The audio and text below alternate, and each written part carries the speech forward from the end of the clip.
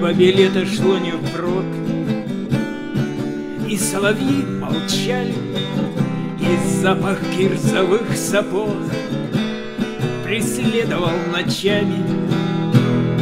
Кричал, зачем она нужна, зачем повестка, братцы? Но понял тут, что мне хана, и нужно собираться. Друзья кричали, не на фронт, отслужишь и вернешься. Такую пьянку завернем, за год 7 раз сопьешься.